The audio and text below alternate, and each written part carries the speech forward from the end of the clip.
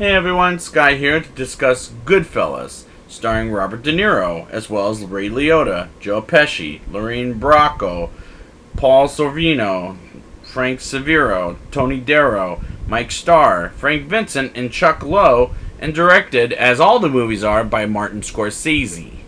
Now, I've only seen this movie, I think, 4 times in my life. So, this will be my 5th and 6th viewing. It's just a guess. I don't know how many times I've seen it, but I've seen it before, though. So, what do I think of it then? Let's get into it and find out. In 1970, we meet James Conway, played by Robert De Niro, Tommy DeVito, played by Joe Pesci, and our protagonist, Henry Hill, played by Ray Liotta, as they kill a man in the trunk of a car, and we start Henry's story in East New York, Brooklyn, in 1955. Where he always wanted to be a gangster. And I like Henry's story told by Ray Liotta. It was a very nice point of view for this movie. Years later, in Idlewood Airport in 1963, Henry is a grown man with Tommy who worked together growing up, and we meet other mobsters, and I love the way Scorsese shot this movie.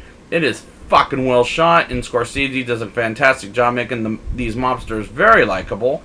And I love Joe Pesci as a gangster, as he tells funny stories and asks how funny is Tommy to Henry and makes it a funny joke. I absolutely love how Pesci is very energetic in this movie. Tommy asks Henry to double date with Karen, played by Lorraine Bracco, and asks her out. And I like Karen in this movie. I think she makes a fantastic wife to Henry later in the film.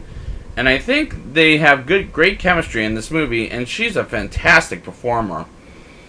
Karen gets slapped by her neighbor, Bruce, who's introduced while he's working at the boat restaurant, and Henry beats the living fucking shit out of him, and Henry gets Henry and Karen get married in the next scene, and those were good scenes to show best acting by the actors, just pure golden. In June 11th, 1970, in Queens, New York, Henry, Tommy, and Jimmy go to a bar, and a mobster named Billy insults Tommy, and he wants to beat his ass.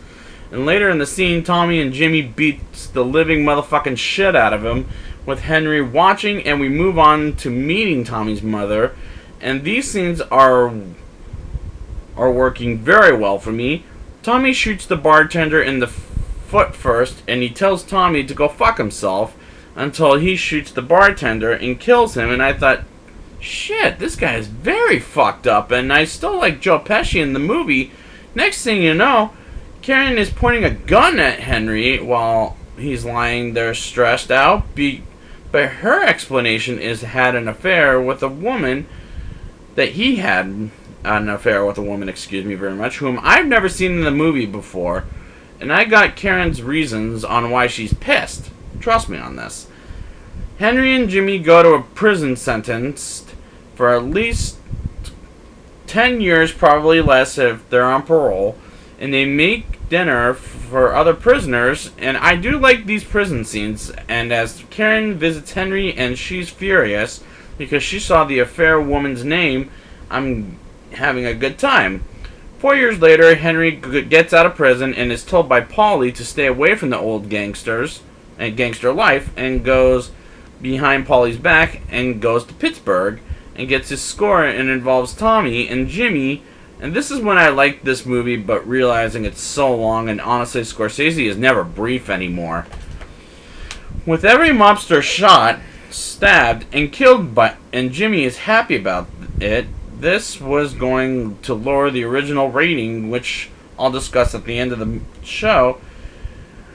Tommy gets killed because of Billy from earlier in the film, who he killed in the opening scene, and someone from Billy's gang wanted Tommy killed, and Jimmy wants to kill these motherfuckers, and a helicopter follows Henry around when he has people in his car, and goes from place to place to hide his family away from the cops, and they arrest Jimmy and Karen, gets rid of the cocaine, and otherwise the cops would have put would have put him in jail for and Jimmy tries to help Henry out, and Jimmy goes to jail, while as Polly and Henry ratted them out, and he becomes a nobody as the movie ends.